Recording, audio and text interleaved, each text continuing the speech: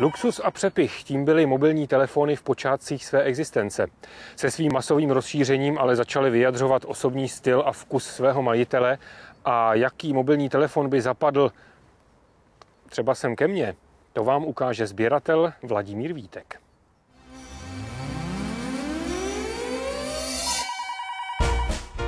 Postupem doby se mobilní telefony stávaly běžnou každodenní záležitostí, proto se výrobci začali předhánět v nabídkách různých výměnných krytů nebo netradiční konstrukce telefonů, jako třeba u tohohle telefonu. Nebo se zdokonalovala klávesnice, kdy se dalo otevřením telefonu docílit alfanumerické klávesnice a podobné výstřelky.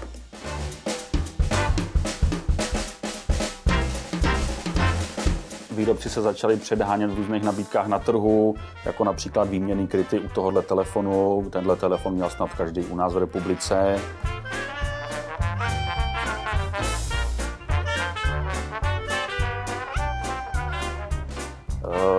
Legendární Nokia 5110 plno lidí používá ještě do dneška.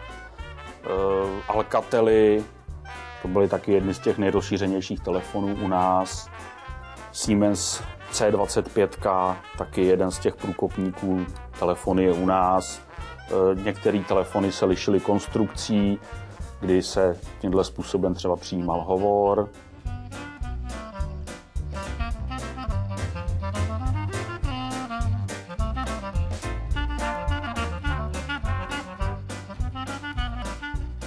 Další telefony měly pokročilejší funkce, kdy třeba tenhle Ericsson měl dotykový displej, byl to v podstatě první komunikátor v mobilním telefonu.